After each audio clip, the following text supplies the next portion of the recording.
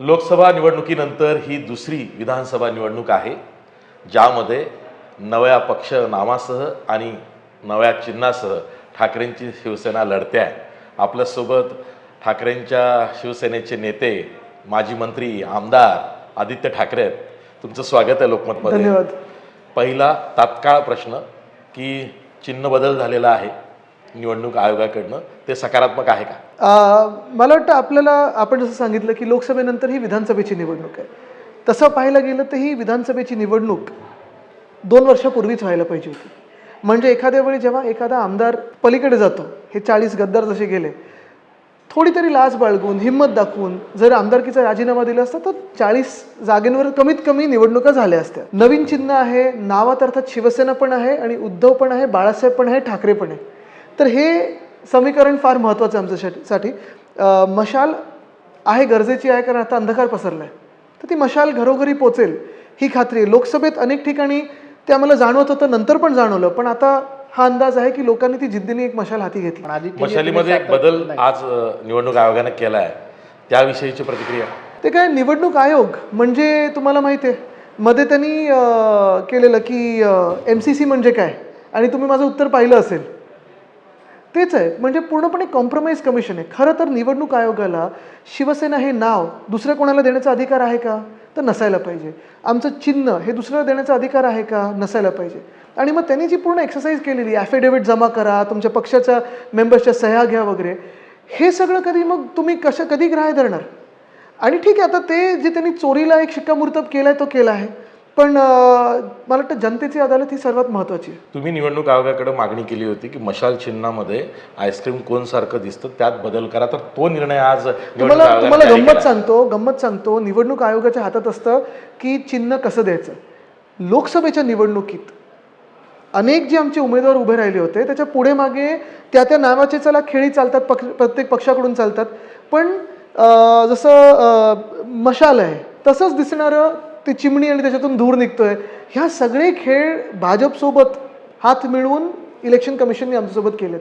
तरी आम्ही 9वर आणि भाजप पण 9वर आहे. नाही आदित्यजी, आपण आत्ता गद्दार म्हणाला, गद्दार, खोके, हे किती दिवस आपण बोलणार आहोत? जोपर्यंत त्यांना घरी जनता बसवत नाही तोपर्यंत. तुम्हाला सांगतो, कारण हे मी पक्षाशी फक्त गद्दारीचं बोलत नाहीये. बरोबर आहे. मी नुसतं उद्धव साहेबांच्या सगळ्यात कठीण काळात त्यांनी पाठीत खंजीर खुपसून निर्लज्जपणे पळून गेले ह्याच्यासाठी नाही, डरपोकपणे ते सुरतेला पळाले, मग गुवाहाटीला पळाले, गोव्यात टेबलावर नाचले आणि त्यांचे संस्कार दाखवले, ह्याच्यासाठी नाही. गद्दारी जी त्यांनी केली ती महाराष्ट्रासोबत केली. आमचा वैयक्तिक विषय वेगळा आहे. एका मिनिटासाठी आम्हाला ह्या पूर्ण राजकारणातून किंवा समीकरणातून बाजूला ठेवा, परिवार म्हणून, ठाकरे म्हणून, सगळं म्हणून. पण जे गेल्या 2 वर्षात केलं त्यांनी महाराष्ट्रासोबत, ही महाराष्ट्राच्या जनतेसोबत गद्दारी नाही आहे.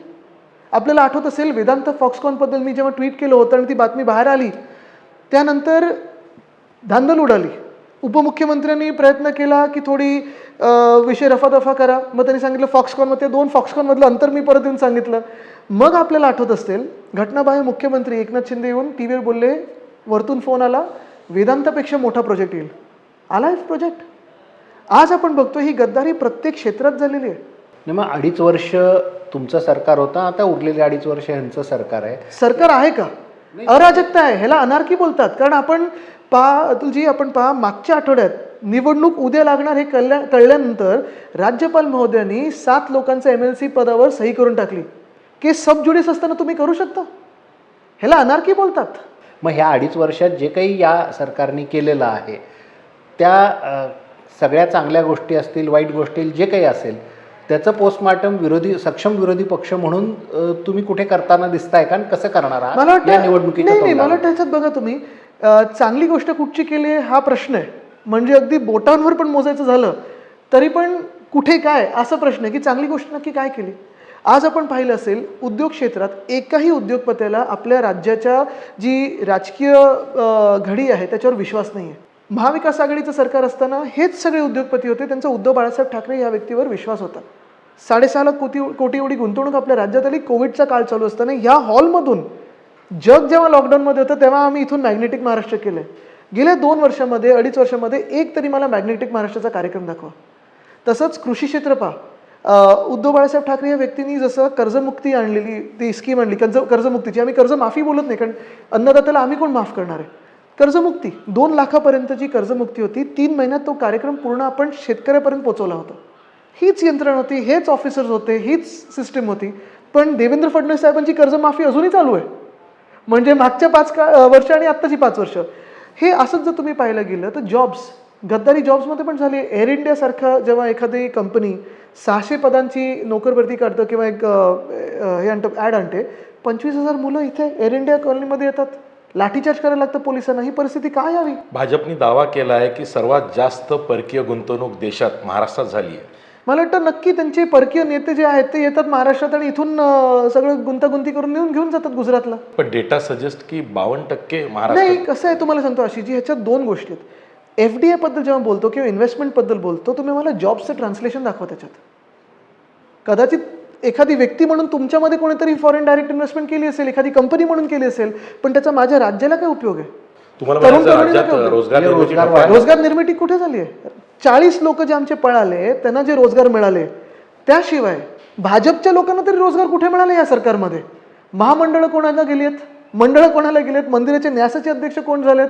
मंत्रिपद जास्तीत जास्त. तुम्हाला असं म्हणायचं की तरुण जो बेरोजगार आहे त्याच्यापासून राजकीय बेरोजगारी सगळीच भाजपचीच मी सांगतो. बघा, तुम्ही मला सांगा, ह्या 2 वर्षाच्या काळामध्ये कुठच्या संघाच्या व्यक्तीला किंवा भाजपच्या व्यक्तीला मानाचं पद ह्या राजवटीत मिळालं आहे?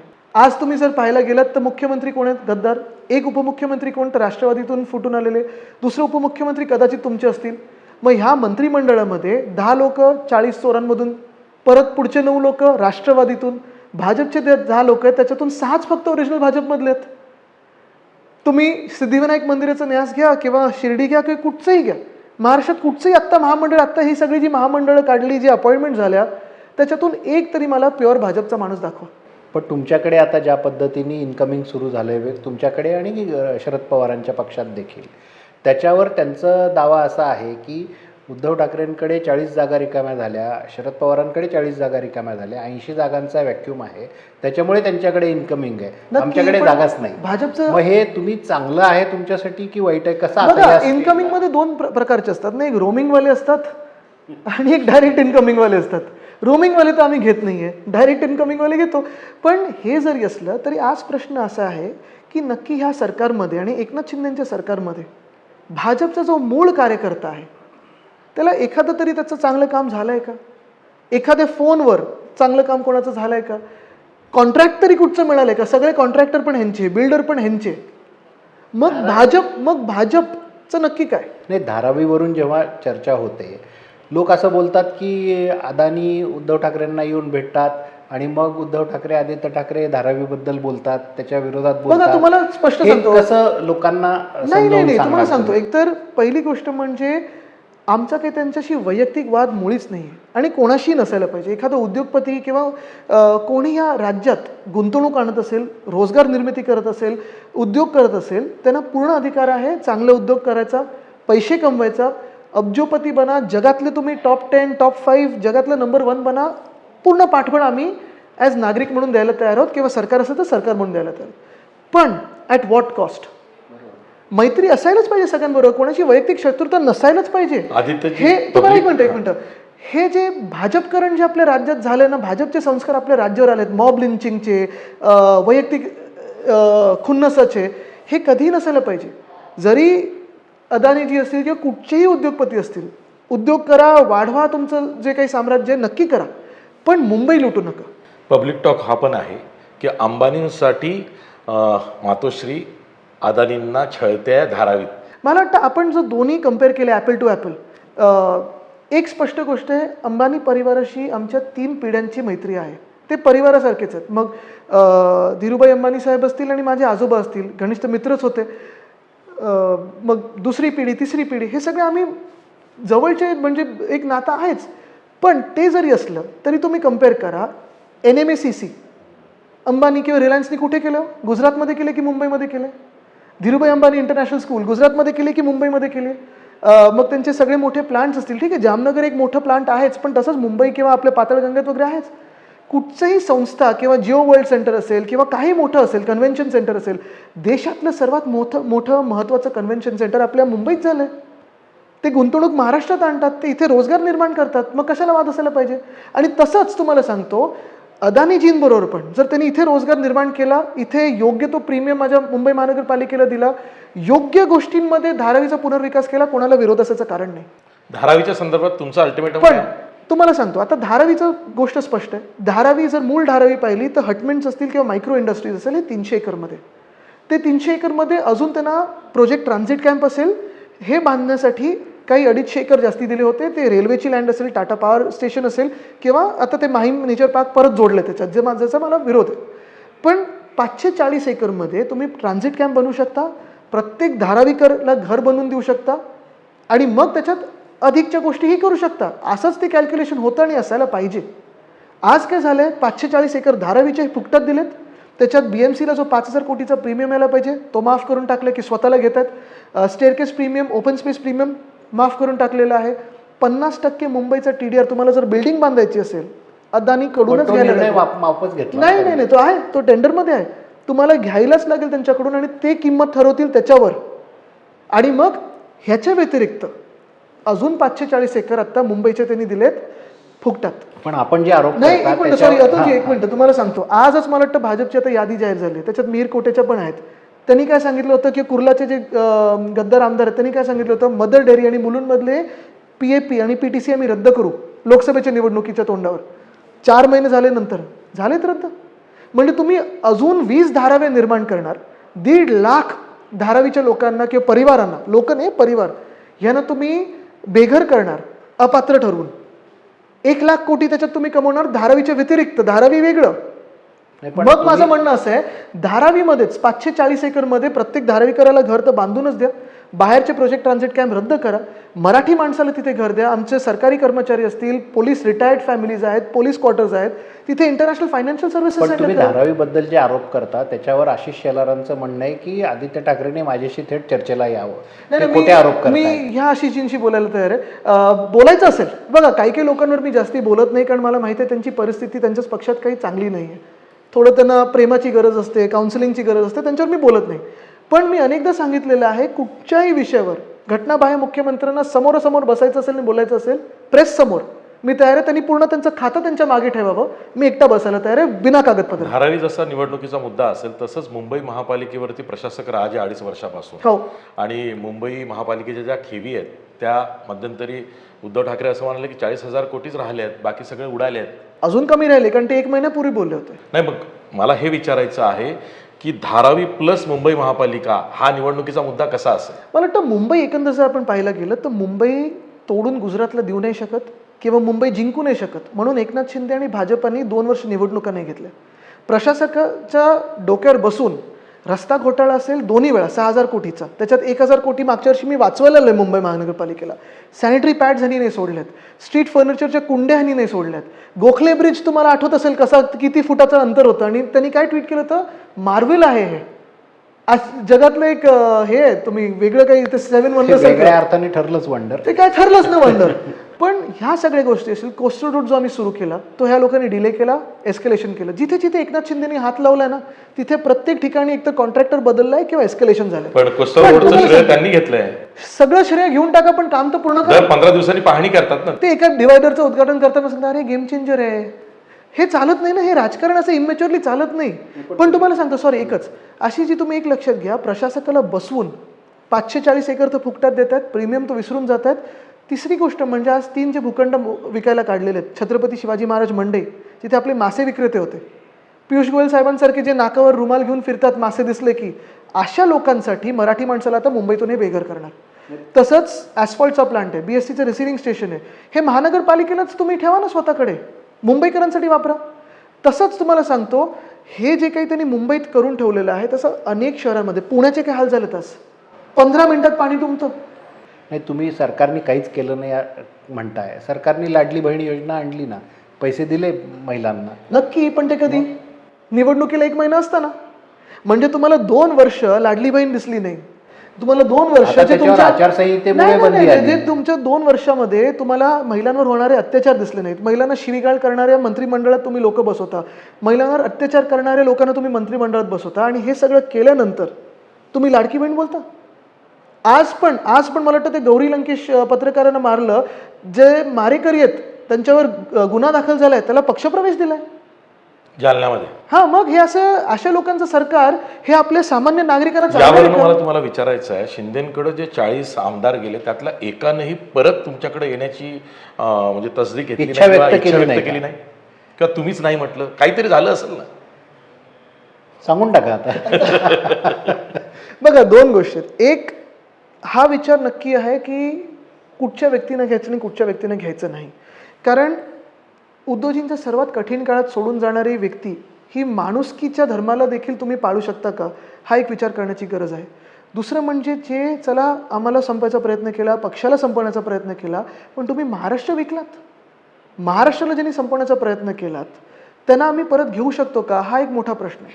हां, काही लोक हे तुम्ही पाहू शकता एका फेअर लेन्समधून, पण आज जे लोक 2-4 जे तिथे मोठे लोकांना यायचं आहे त्यांना उद्धव साहेबांनी सांगितलं की कसं घेऊ.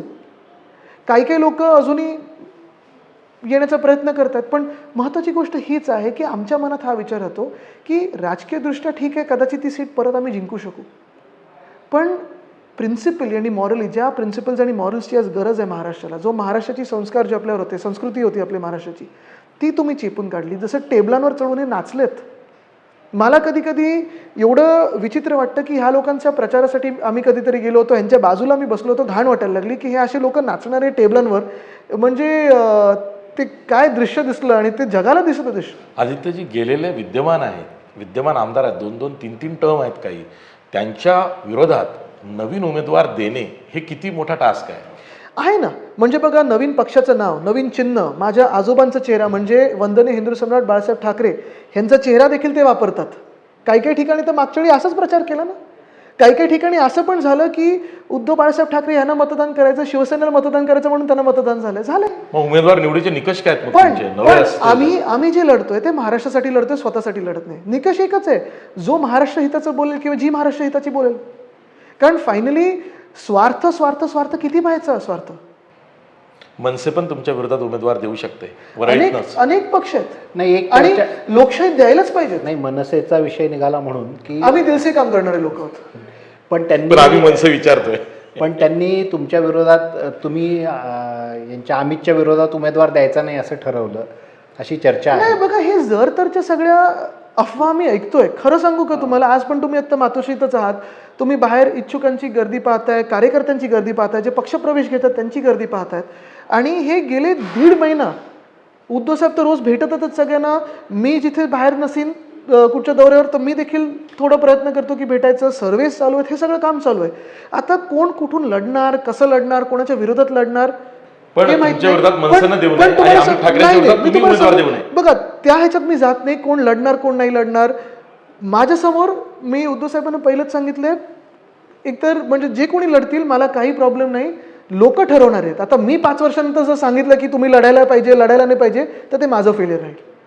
मी 5 वर्ष काम केले, लोकांमध्ये होतो. याचा अर्थ अमित ठाकरे उभे राहिले तर तुम्ही उमेदवार देणार नाही, ह्या जर तर मी जाणार नाही, कारण हे मोठे निर्णय असतात बघा. आणि हे लढले तर, जर त्यांनी ठरवलं तर, पण ही लढाई आमची दिल्लीत जे हुकुमशाह बसलेत त्यांच्या विरोधात आहे.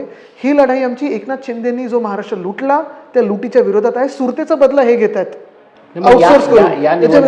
या निवडणुकीमध्ये तुम्हाला तुमचा खरा विरोधक, मी शत्रू म्हणणार नाही, पण खरा विरोधक तुमचा भाजप आहे, शिंदे आहे की मनसे आहे? हे जे धोरण आहे की सुरतेचा लुटेचा बदला घ्यायचा ते तर आहेच.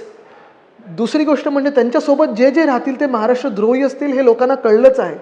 पण मला वाटतं विरोधकापेक्षा आव्हान जर तुम्ही विचारलं मला, तर मोठं आव्हान हेच राहणार आहे की गेले आता, कारण दिसायला लागले की महाविकास आघाडीचं सरकार बनतंय, बरोबर आहे. हे बनल्यानंतर मी जे त्या दिवशी सांगितलं ना, आज सगळी जी अस्थिरता निर्माण झाली आहे महाराष्ट्रात, जो काही एक तणाव निर्माण झालेला आहे महाराष्ट्रात, तो एकाच कारणामुळे आहे, ते म्हणजे आपल्या राज्यात रोजगार निर्मिती बंद झाली.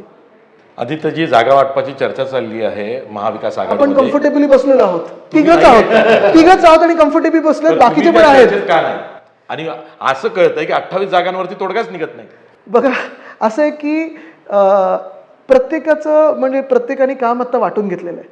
माझं काम आत्ता आहे की इथे मातोश्रीवर जे येतात त्यांना भेटायचं, जे भ्रष्टाचाराचे विषय आहेत ते मी आपण पाहतोय रोज काही ना काहीतरी एक्सपोज करतोय. कारण प्रत्येक दिवशी 3 पत्रकार परिषदा जर घेतल्या ना तरी यांचे भ्रष्टाचाराचे इश्यूज कमी नाही आहेत. जे हे वरिष्ठ तुम्ही नेते जाहीर आहेत सभातून मांडणार आहात? मांडतोच आहे आणि मांडणार आहे, 100% मांडणार आहे. कारण प्रत्येक मुंबईकराच्या काय प्रत्येक महाराष्ट्रातल्या नागरिकाच्या खिशात त्यांनी हात घातलाय आणि 1500 आता बोलतायत, 15 लाख आपल्याला देणार होते. बघा लूट कशी चालते. तुम्ही जर मुंबईच्या बाहेरून मुंबईत येत असाल तर तुम्हाला काय वाटतंय, अरे वा किती चांगलं सरकार आहे, माझं 45 रुपयाचं टोल माफ केलं आहे. पण तुम्हाला 45चा टोल माफ करतात, 50 रुपयाचा टोल माफ करतात, पण स्वतःला 50 खोके, पण त्याहून जास्ती अदानीला 50,000 कोटी. तुम्हाला 1500 रुपये, पण त्याच मिनिटाला 1500 एकर अदानीला दिले जातात. पण अदानीचा विषय हा काँग्रेसला फळला नाही मतांमध्ये. तसं तुम्हाला असं वाटतं की तुम्ही एवढा अदानी विरोध करतात, तुम्हाला सांगू? तो नाही, तुम्हाला नाही, तुम्हाला आठवत निवडणुकीमध्ये मतं मिळवून देईल? असेल, तुम्हाला आठवत असेल आरेचा पण विषय असेल त्यावेळी, किंवा नागपूरमध्ये अजनीवनचा विषय असेल, किंवा अनेक जे विषय आम्ही घेतो. गरज नाहीये की प्रत्येक विषय हा मतांसाठीच असायला पाहिजे. कधीतरी आमची जबाबदारी पण असते जेव्हा तुम्ही एखाद्या राजकीय पक्षात काम करता की लोकांना जे गरजेचं आहे ते कधी कधी तुम्हाला द्यायचं असतं, पण दुसरी गोष्ट म्हणजे जे गरजेचं आहे ते तुम्हाला दाखवायचं पण असतं. तो मार्ग पण दाखवणं गरजेचं असतं, त्याला लिडरशिप बोलतात. असा प्रश्न विचारला की महाविकास आघाडीचं सरकार आल्यावरती मुख्यमंत्री पदाचा चेहरा एक वेळेस बाजूला सोडूया, पण तुम्ही आघाडी म्हणून राज्याला काय देऊ पाहता? तुम्हाला सांगू, मुख्यमंत्रीचा चेहरा तुम्ही विचारलात ना, नक्की आमचे जे मुख्यमंत्री असतील ते गुजरात किंवा दिल्लीच्या आदेशावर नाही चालणार, महाराष्ट्राच्या जनतेच्या आदेशावर चालतील. पण एक आहे, आज मी सांगतो ना, स्थिरता आणणं गरजेचं आहे, राजकीय स्थिरता. महाराष्ट्रात राजकीय स्थिरता नाही आहे. कुठच्याही उद्योगपत्यांबरोबर आपण आज चर्चा केली किंवा शेतकऱ्यांबरोबर चर्चा केली, किंवा जो कोणी एक स्वप्न घेऊन येतो महाराष्ट्रामध्ये, परराज्यातलं असेल, परदेशातलं असेल, किंवा महाराष्ट्रातल्या कुठच्याही जिल्ह्यातलं असेल, आज प्रश्न पडतोय की जायचं तर जायचं कुठे आणि रोजगार कुठे मिळणार. एक प्रश्न आहे अनेकांच्या मनात, तो आहे की ठाणे वगळता मुंबई आणि उर्वरित महाराष्ट्रामध्ये पक्ष संघटना किंवा केडर हे मातोश्रीसोबत बहुतेक राहिलं, याचं कारण काय दिसतं? प्रेम आणि निष्ठा. मला वाटतं आपल्याला आठवत असेल, मी निष्ठा यात्रा जेव्हा काढली तेव्हा अनेक लोक जे उद्धव साहेबांवर प्रेम करतात, जे मोठ्या साहेबांवर प्रेम करतात, मला आशीर्वाद देत असतात, ते सोबत राहिलेत. आणि आज देखील अनेक लोक असे आहेत ज्यांना माहिती आहे की तिकीटं मिळणार नाही आहेत. काही इच्छुक पण असे आहेत की त्यांना माहिती आहे की मी इच्छुक आहे, पण कदाचित ह्यांना तिकीट मिळणार आहे, पण मला पक्ष जिंकवायचा आहे. आणि ते ही पण लोक आहेत जी बघतात ही महाराष्ट्राची जी लूट चालली आहे, महाराष्ट्रावर अन्याय होतोय, तो थांबवणं गरजेचं आहे. साध्या साध्या गोष्टी आहेत. GST का महाराष्ट्राच्या वेळेवर मिळत नाही आपल्याला? जे उद्योग इतर राज्यांना दिले जातात, काय आपण योग्य नाही होत?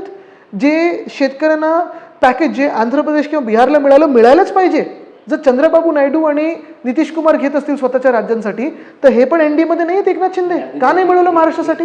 हे सगळे मुद्दे आहेत, पण एक सगळे जे सोडून गेलेले असतील ते असतील, किंवा काँग्रेसमधलेही काही नेते असतील, एक सातत्याने असा आरोप केला जातो किंवा आक्षेप घेतला जातो की उद्धव ठाकरे लवकर भेटत नाहीत, फोनवर येत नाहीत, नाही मी पूर्ण करतो, ते वेळ देत नाहीत, आणि मग त्याच्यामुळे बऱ्याच गोष्टी चर्चा करायच्या असतात, राहून जातात.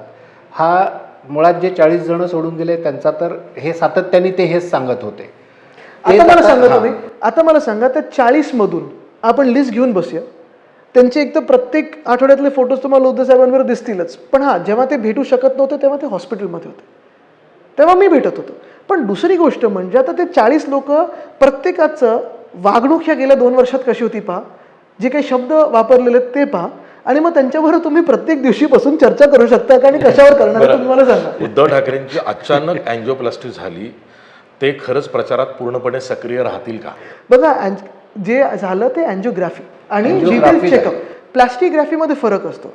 हा चेकअप करणं गरजेचं होतं, कारण काही 4-5 वर्षापूर्वी चेकअप झालं होतं, मग सर्जरी जी झाली आणि त्याच्यानंतर परत एक फिटनेससाठी, म्हणजे बाकी सगळंच पण ना, नुसतं अँजिओग्राफी नाही, तुम्ही फिट किती आहात, मेडिकल चेकअप सगळं, हा मेडिकल चेकअप पूर्ण झालं, फुल्ली फिट. डॉक्टरने सांगितलं तुम्ही बंजी जम्पिंग पण करा, शरद म्हणजे अर्थात बंजी जम्पिंग नाही करते, पण डॉक्टरनी सांगितलंय की तुम्हाला काही चिंता करण्याची गरज नाही. आणि त्यांनी देखील हेच करून ठरवलं होतं की आता हे निवडणुका लावतायत, नाही लावत तर लावतात. रोज आपल्याला वाटत होतं आज लागेल, उद्या लागेल, परवा. आता उद्धव साहेब बोलले चला एकदा चेकअप करून टाकू. म्हणजे बंजी जम्पिंग करायची वेळच आली तर कोणावर करतील? हा, मला वाटतं आता जम्पिंग करत जे बाहेर गेले होते ते जम्पिंग जॅकनं आता बाहेर पाठवायचे. पण आदित्यजी, लोकसभेला त्यांनी 7 जागा जिंकल्या. मला वाटतं हीच हेडलाईन.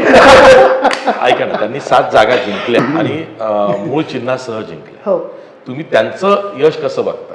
मला वाटतं बघा, एक त्यांच्याकडे आपण पाहिलं असेल लोकसभेच्या निवडणुकीच्या वेळी देखील भाजप, ज्यांचे सगळ्यात जास्ती कार्यकर्ते असं ते म्हणतात, जगातला सर्वात मोठा पक्ष, सगळ्यात जास्ती इलेक्टोरल बॉन्ड्स किंवा नंतर पैसे, ईडी, IT, CBI, पोलीस यंत्रणा, इथे CM स्वतः, मग त्यांचे चिरीमिरी गुंड सगळे, हे सगळे रस्त्यावर काढून त्यांना जे यश अपेक्षित होतं ते त्यांना यश मिळालं का? नाही, 13 ठिकाणी शिवसेना विरुद्ध शिवसेना सामना झाला, त्यात 7 जिंकले. एक्झॅक्टली बरोबर आहे. आता हेच तुम्ही जे सांगताय मला, त्याच्यात तुम्ही त्यांना एकदा विचारा की कधीतरी स्वतःचा पूर्वजांचा फोटो लावा, माझ्या आजोबांचा फोटो लावण्याच्या पेक्षा स्वतःचं नाव काहीतरी घ्या, लाज असेल आणि हिंमत असेल तर स्वतःचं चिन्ह घ्या आणि स्वतःचा चेहरा घ्या.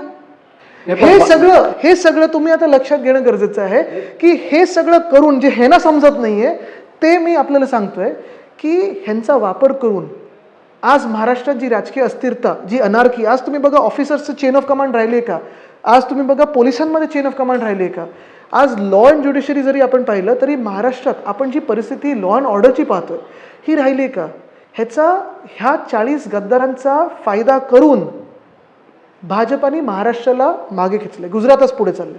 तर हे आपण आपल्या राज्यातल्या प्रत्येक व्यक्तीने म्हणजे निवडणुकीचा मुद्दा हाही असेल की आपण गुजरातच्या मागे पडलो, 100%. आणि कशासाठी, कोणासाठी? भाजपसाठी हे 40 गद्दार पळून गेले त्याच्यासाठी. नाही, पण भाजपनी लोकसभेच्या वेळी जाणीवपूर्वक थेट सामना तुमच्यासोबत कमी केला आणि यांच्यासोबत तुम्हा दोघांमध्ये भांडणं लावली. आता विधानसभेला काय चित्र दिसेल? असंही होऊ शकतं. बघा, आमच्या समोर परत तेच उभे करतील, चिन्हाचा पण घोळ घालतील, आमची चिन्ह अजून 4 चिन्ह तशी दिसणारी लोकांमध्ये आणतील, परत माझ्या आजोबांचा फोटो लावतील, सगळं काही करतील. पण आपण हे लक्षात घेणं गरजेचं आहे की हे सगळं करून 2 वर्ष मागची, म्हणजे आत्ता ह्यांचं केंद्रातलं सरकार थोडं हल्लं नाही तर बहुमताचंच सरकार होतं, हे सगळं करून एक तरी चांगलं काम ह्या महाराष्ट्रासाठी केलं का? आज रस्त्याची हालत पहा. नॅशनल हायवे जे गडकरी साहेब म्हणतात सतत की आम्ही 5 मिनिटात 10 किलोमीटर करतो आणि असं तसं, महाराष्ट्रात नॅशनल हायवेची हालत काय हो? आज तुम्ही मुंबई गोवा महामार्ग बघा, मुंबई नाशिक महामार्ग बघा, आज मुंबई नागपूर महामार्ग बघा, समृद्धी महामार्गावर खड्डे पडायला लागलेत. कोस्टल हायवे ह्यांनी जे उद्घाटन केलं घाईघाईत त्याच्यावर आता पॅचवर्क सुरू झालं. पण मुंबई अहमदाबाद हायवे ज्यांनी हे लोक पळाले असतील, रस्ता न बघता पळाले, पण काय हालत झाली आणि त्याच्यावर पण टोल भरतोय, रस्ते खराब होत चाललेत. मुंबई गोवा किती वर्ष चालणार? म्हणजे एवढं सगळं महाशक्ती तुमच्या मागे असताना तुम्ही महाराष्ट्राचा फायदा का नाही करून दिला? तुम्ही जेवढ्या जागा लढताय, तुम्हाला सक्षम उमेदवार, तुल्यबळ उमेदवार किती मिळतात लढताय? ना. ज्या काही लढाल तुम्ही 100 पकडूया आता, तेवढं तुम्ही तर किती आहेच. लढणार आहे? तुम्ही जास्त चांगलं बघा, सांगू मी तुम्ही त्या जास्त सांगू बैठकीत- मी शकता. त्या बैठकीत नाही म्हणून मी तुम्हाला विचारते काही तुमचा सोर्स आहे पण का? ठीक आहे ना, काँग्रेसच्या मागे पुढे असतील, जेवढा लढाल तिथं तुम्हाला, कारण तुमच्याकडे आता जी स्ट्रेंथ आहे ती 12-13ची आहे, तर अशा वेळेस तुम्हाला सर्व नवीन उमेदवार उभे करायचे किंवा मागचे पराभूत करायचे आहेत उभे, तर अशा वेळेस तुल्यबळ उमेदवारांचा निकष काय उभ्या करण्याचा? निकष म्हणजे तुम्हाला एक सांगतो, प्रामाणिकपणे जो महाराष्ट्रासाठी काम करेल किंवा जी महाराष्ट्रासाठी काम करतील ते लोक आम्ही उभे करणार आहोत.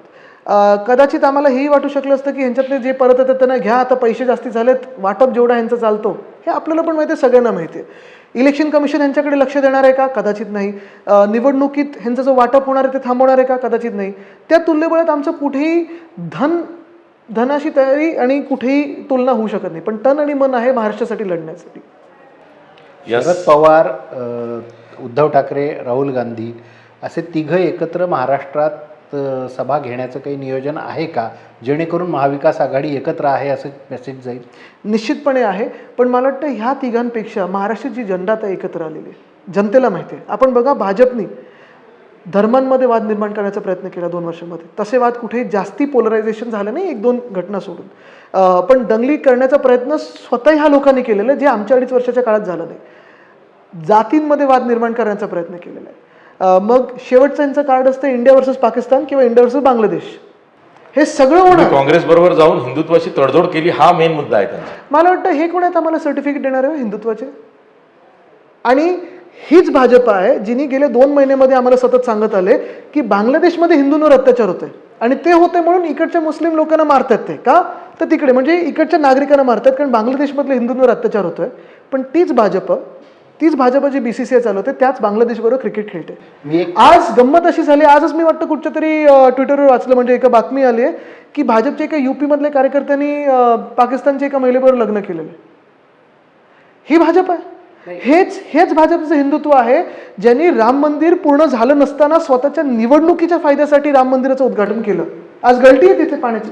तुम्ही हे सगळे आरोप करताय, ह्या सरकारने काही केलं नाही म्हणताय. माझा एक शेवटचा प्रश्न आमचा की तुमचं सरकार आलं, तुम्ही म्हणताय येणार, तो कॉन्फिडन्स तुम्ही दाखवताय, सरकार आलं तर तुमचे 5 कोणते निकष आहेत की हे मला प्रायोरिटीने करायचे, जे तुम्ही लोकांना सांगितले पाहिजे? चलो, आज आपण 2 गोष्टी करूया. हे तर मी सांगतो पहिले 5 जे निकष असतील, पण दुसरं म्हणजे आपण गेल्या 2 वर्षातलं लोकमत काढ, प्रत्येक पान बघा, महाराष्ट्रात काय आलं आणि त्या तुलनेत महाराष्ट्रातून काय परराज्यात गेलं ह्याची तुलना केली, किंवा चांगलं काही घडलंय का महाराष्ट्रात, हे गेल्या 5 वर्षात बघूया. ॲड्स सगळ्या पेपरमध्ये येतात, त्या सरकारी ॲड्स येतात. एक तरी नवा रोजगार निर्माण झालाय का, शेतकरी कुठेतरी खुश आहेत का, महिलांसाठी चांगलं काय केलंय का, तरुणांसाठी चांगलं काय केलंय का, काही नाही. महिलांना 1500 रुपये महिना दिलाय की आता हो, लाडकी बहीण? बरोबर आहे. आता तर मग बंद कशाला केले, पैसे नाहीत त्यांच्याकडे म्हणून.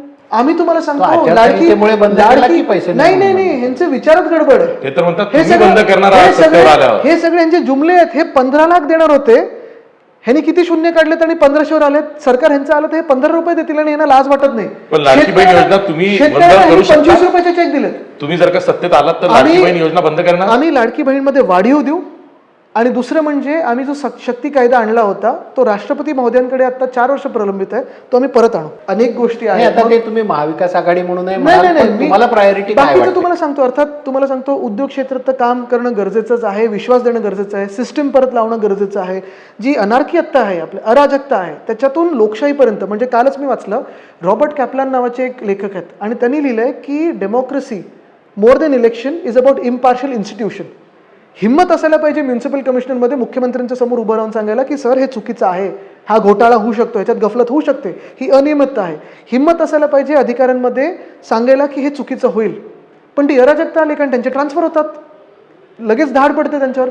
पण जर तुम्ही माझ्या टॉप 3 प्रायोरिटी विचारल्यात, मग ते शेतकऱ्यांच्या मुलांसाठी असो, कोणासाठी असतो, पब्लिक स्पर्धा परीक्षा असो, MPSC असो किंवा प्रायव्हेट क्षेत्रात असो, जॉब्स जॉब्स जॉब्स, रोजगार रोजगार रोजगार. मला वाटतं आज महाराष्ट्राला रोजगार निर्मितीचीच गरज आहे. टोनी ब्लेअरना 1997 मध्ये विचारलेलं की तुमच्या 3 प्रायोरिटी काय, त्यांनी सांगितलेलं एज्युकेशन एज्युकेशन एज्युकेशन. ते तर आम्ही करत आलो आणि ते करत राहू. जसं मुंबईमध्ये मुंबई पब्लिक स्कूल आहे, IB आणलं, IGCSE आणलं, महाराष्ट्रात करू महाराष्ट्र पब्लिक स्कूल. पण जॉब्स जॉब्स जॉब्स. आरक्षणाच्या मुद्द्यावर आदित्य ठाकरेंची भूमिका कधी स्पष्ट होत नाही. माझी भूमिका स्पष्ट आहे, तुम्हाला सांगतो. ज्यांना न्याय मिळाला पाहिजे त्यांना त्यांचे हक्क आणि न्याय मिळालेच पाहिजेत. पण आज सगळं हे जे काही चाललंय, आपण आरक्षण जे मागत आहोत किंवा रस्त्यावर आंदोलनं जी होत आहेत, ती कशासाठी होत आहेत? आरक्षण मिळाल्यानंतर काय फायदा होणार आहे? नोकरी मिळणार आहे, जॉब मिळणार आहे. पण आज महाराष्ट्रात 2 वर्षात एकनाथ शिंदेनी जॉब एक तरी आणलाय का? जॉब्सच नसतील तर सगळं काही मिळालं तरी उपयोग काय? नोकऱ्या नसतील तर उपयोग काय? रोजगाराची संधी निर्माण करा. प्रत्येक समाजाला वाटेल की होय, माझ्या समाजाला मला न्याय मिळाला. यस, तुम्ही वेळात वेळ काढून ही मुलाखत दिली आणि ही खूप प्रदीर्घ मुलाखत झाली आहे आणि खूप स्पॉन्टेनियस झाली तुमच्या स्वभावाप्रमाणे. Thank you very much. थँक्यू. धन्यवाद. धन्यवाद.